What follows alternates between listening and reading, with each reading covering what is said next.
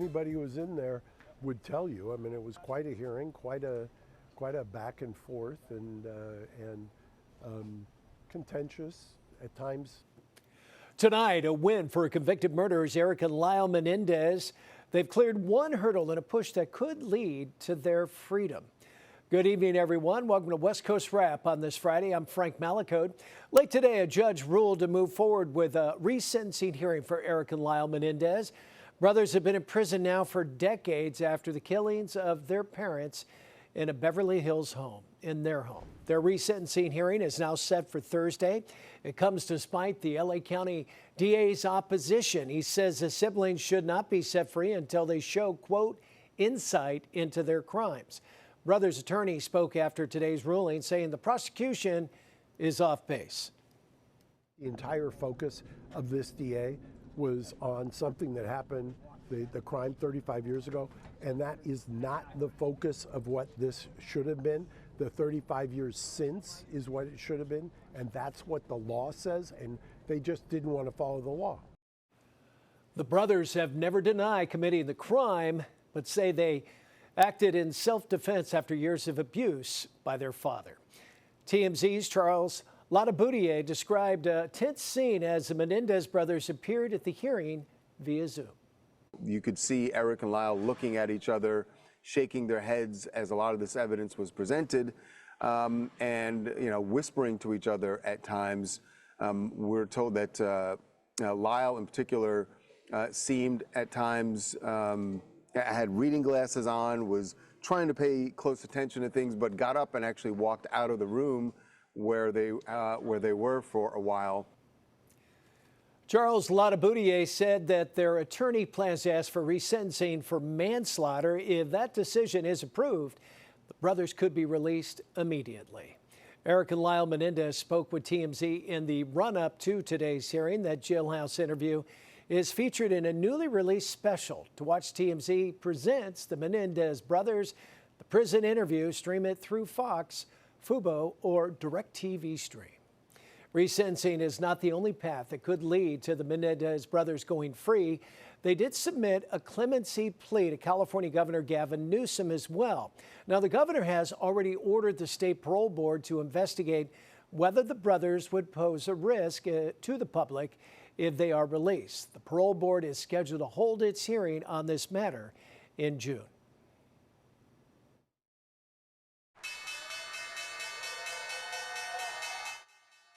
Other news now, another volatile day on Wall Street, but China's newest move to escalate a trade war with the U.S. was not enough to bring down the markets on this Friday. The Dow ended the day up some 619 points. NASDAQ jumped 337 plus, and the S&P 500 added 95. Today, China announced it will raise tariffs, though, on U.S. goods from 84% up to 125%. That will begin tomorrow. Country called President Trump's trade policy a joke. White House Press Secretary Caroline Leavitt says the president wants Americans to trust him. The president, as I said from the podium just a few days ago when I was up here, would be gracious if China intends to make a deal with the United States. If China continues to retaliate, it's not good for China. I think the president is asking for Americans trust in Trump, as I just said, trust in his economic agenda and formula. It's a proven formula that works. Economists say the back and forth fuels uncertainty about the global economy. Are in uncharted territory here in the sense that these levels of tariffs we haven't seen in 100 years. They need imports from the U.S. as well on certain machinery, pharmaceutical, airplanes that they don't produce yet. Ports here on the West Coast are bracing for disruption, all caused by those new tariffs with China. Fox 13's Alexandra Guzman spoke with the presidents of the Port of Seattle and Tacoma about the potential impacts on consumers and port workers.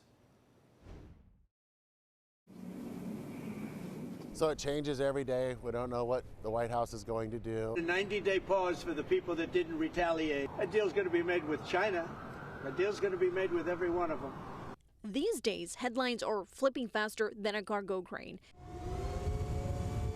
as two of the Pacific Northwest's top sport leaders are trying to navigate rough waters. Uncertainty, tariffs imposed, tariffs paused, and a zoning change that could reshape the heart of Seattle's industrial core. What we are facing really is kind of uncertainty and inconsistency, and that's never good for business. It's really never good for the economy. John McCarthy, Port of Tacoma's commission president, and his counterpart, Toshiko Hasegawa, Port of Seattle commission president and co-chair of the Northwest Seaport Alliance, aren't mincing their words when it comes to the Trump administration's flurry of trade policies. This has an impact on more than just macroeconomics, trade and commerce, on our supply chain. We're talking about the everyday impacts on people who depend on jobs to be able to feed their families. Hasegawa puts it simply, 90% of trade is with Asia, China being the largest partner in 2024 with 40% of trade volume, followed by Japan. She warns consumers will feel it too right at the checkout. So here locally, we can expect to see inflation. Cue a shaky supply chain and potentially empty docks as the effects are already trickling in. Hasegawa fears slowdowns and congestion as reciprocal tariffs hit local exporters. If they lose their market base and the demand over in China, that cargo gets stuck on our dock. And so it looks like us helping move that cargo, get it onto trucks, and get it back to where it needs to go. The commissioner says she went straight to the lion's den, joining a White House talk about a week and a half ago as whispers that ocean carriers will bypass smaller ports like Seattle, Oakland, and Portland to avoid fees. She blames federal policies like the harbor maintenance tax, saying it's pushing cargo through Canadian ports, then it's sent by train into the U.S. Yes, what they're doing is they're bypassing American ports, and we're losing the tax and we're losing the jobs. That was Fox 13's Alejandra Guzman reporting. Chinese companies, meanwhile, that sell products on Amazon have some tough decisions ahead to make because of the trade war. The head of China's largest e-commerce association says these businesses will either have to hike their prices on Amazon or leave the site completely. Around half of Amazon sellers are based in China. The country is also the home of two popular e-commerce platforms, Shein and Temu. There are some new concerns in some immigrant communities after a federal judge's ruling makes it easier to track those in our country illegally. U.S. District Judge Trevor McFadden ruled yesterday that Trump's administration can move forward with its undocumented immigrant registry. It requires all migrants in the country illegally to register with the government and carry an ID at all times or face fines and possibly permanent deportation. Experts say even with the ruling, there is still a legal road ahead that could bring relief to undocumented communities. This is just one district court in the District of Columbia. Other affected people or groups could file suit in other district courts in the United States. This decision is also appealable. This is likely headed to the Circuit Court of Appeals for D.C. and possibly all the way up to the Supreme Court. The Trump administration argues the registration requirement has existed in the U.S. for decades and is simply enforcing the law. Still to come here on West Coast Wrap, hikers no match for Arizona's extreme heat. Coming up, first responders move in to perform dozens of rescues. And in weather, here's our live camera in Phoenix right now. Partly cloudy skies, a current temperature of 97 degrees. We'll have the weekend forecast for the West Coast coming up. Infrared light shows up differently to the camera than it does to your eyes, so you'd be able to see light that you might not even be able to see with your naked eye. Also ahead, advice for people worried about hidden cameras in those short-term rentals they book. Tonight, experts run down more ways to help ensure your privacy. Stay with us.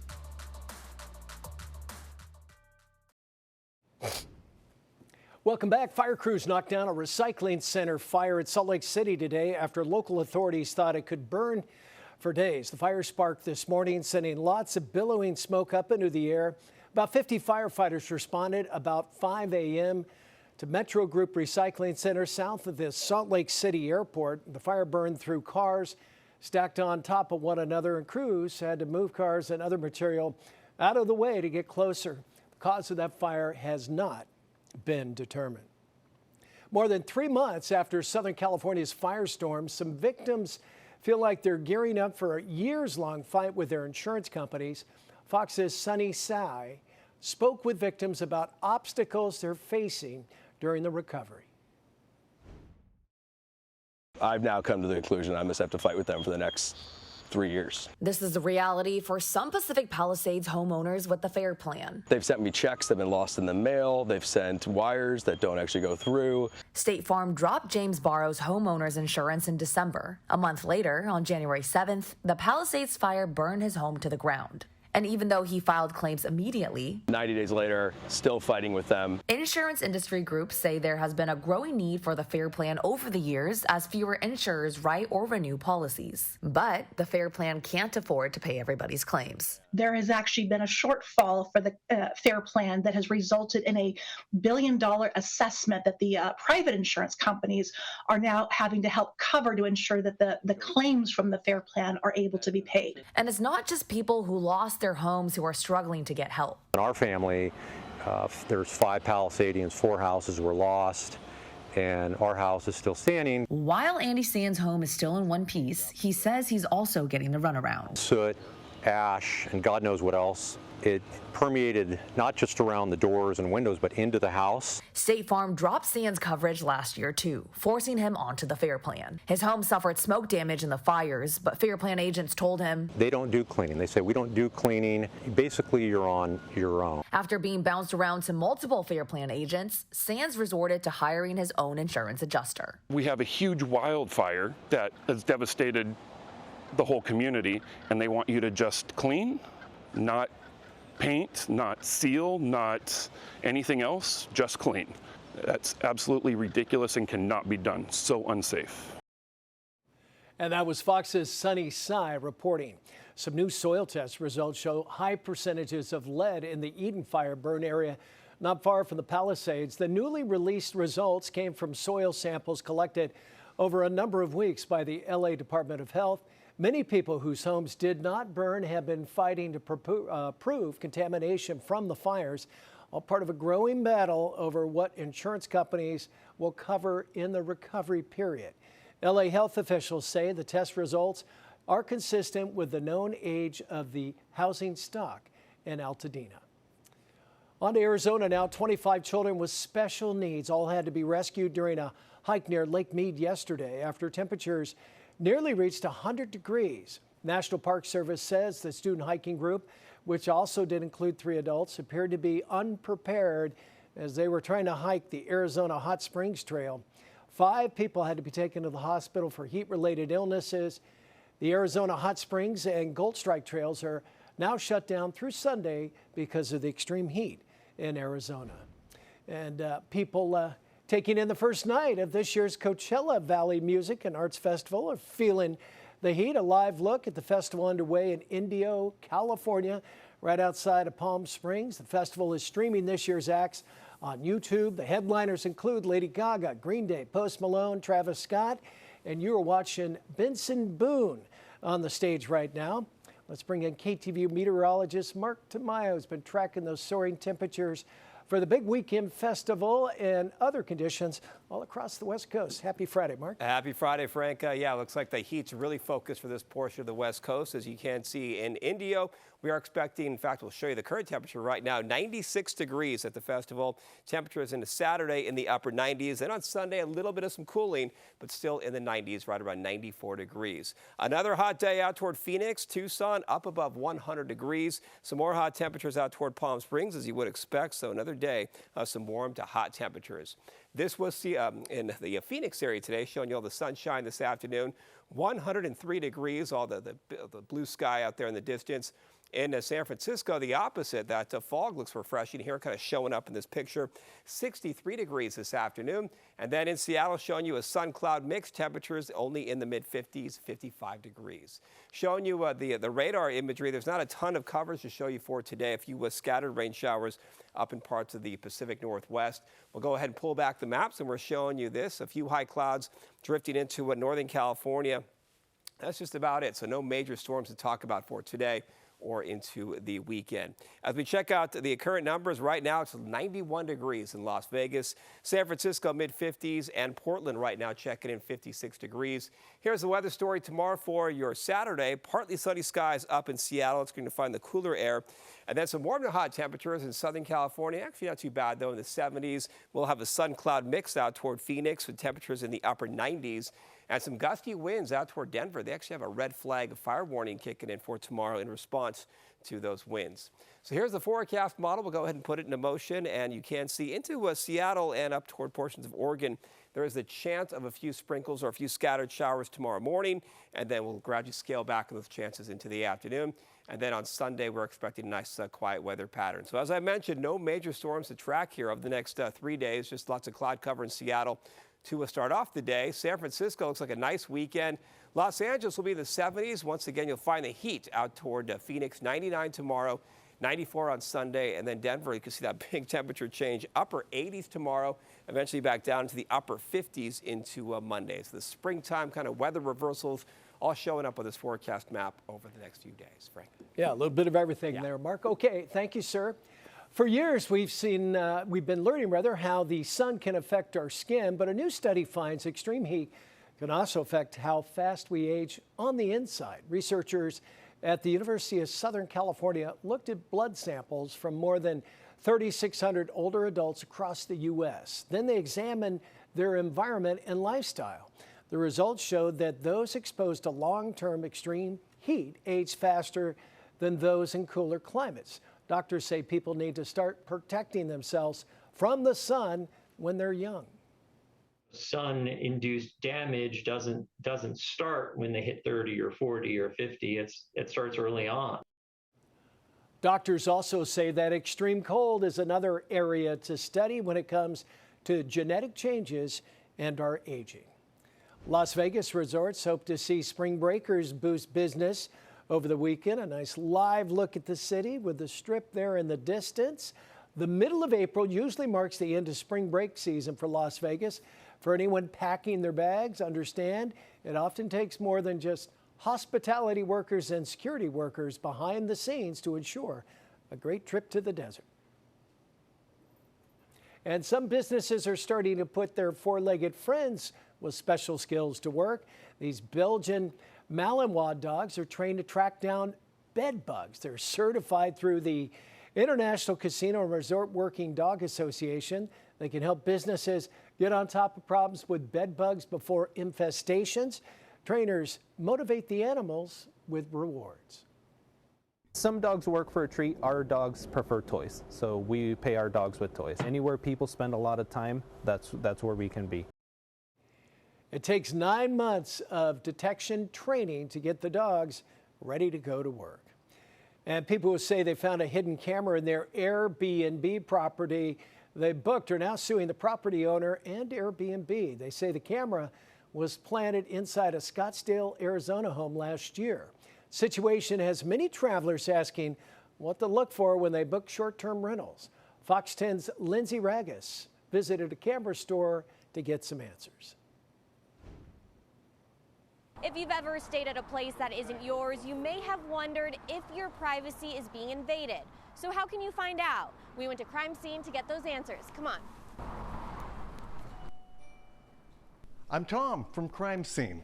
I'd like to show you a few spy cameras. Hidden cameras come in all different shapes and sizes. A smoke detector, an alarm clock, a light bulb, and a doll, just to name a few. Crime Scene mastermind Tom Ariola says if you are skeptical, the first thing you should do in a hotel or short-term rental is to look up. See if you can see that little red light that comes out for the infrared. Some people also would use their camera phone and shine it up, and the infrared light shows up differently. Welcome back. 4 of the top 5 coolest cities in the country are here on the West. Live look at Seattle. It ranks number 5 on the new list, put together by a British gambling company called Betway. Boston, by the way, ranks number 1 on the list, followed by Las Vegas, Portland, and San Francisco. Betway considered factors like the food scene, the age of each city's population, and art to put its list together. Fox 13's A.J. Janaville spoke with people in number 5 Seattle about what they think makes their hometown so cool. What's cool to you? Cool is kind of not having to tell everyone that you are cool. I love you. I know. It just feels like a nice, calm, relaxed feeling. It'd be a lot cooler if you did. You know, mind your business and do your thing. I don't think it's nice you laughing. And I think Seattle is a very cool place. In fact, one of the top 5 coolest, according to Betway, who used several data points to rank what's cool, including the median age of the city. Being 30 cool? I'm down. I wasn't cool until I was like 35 to 40. The amount of murals and street art, as well as the number of vegetarian, gluten-free, and vegan restaurants. Slater, The Dare. The number of record stores. Every year there's a couple bands that I know and I'm excited about. Yeah, musician, you know, so definitely support local record shops. I like that. I work here. I love record stores. I don't know. I like being surrounded by music and it's lovely. It also included the number of concerts coming to town. We're seeing 2 or 3 shows in the next couple of months, so yeah. And the final metric. Oh, there's a creature, yeah. Creature with a haircut. The number of tattoo shops. I am fond of tattoo. Okay, yeah, I'm tatted. You wouldn't maybe think, looking, you know. But what makes Seattle truly cool is different for everyone. What's really cool for Seattle, for me, is like the nature around here. It was first time when I feel like a home in the United States. Yeah, it projects a certain degree of being eclectic. The Seattle? I don't know. I don't know if it is. Reporting in Seattle, I'm AJ Janavel, Fox 13 News. And very cool at that. Thank you. Want to thank you for joining us, too, on this Friday night. You can stay up to date on all the stories we're covering online. Just go to westcoastwrap.com. Stream all of your shows on your smart TV by downloading the Fox Local app. I'm Frank Malakote. Have a great weekend, everybody, and we leave you with beautiful downtown Seattle.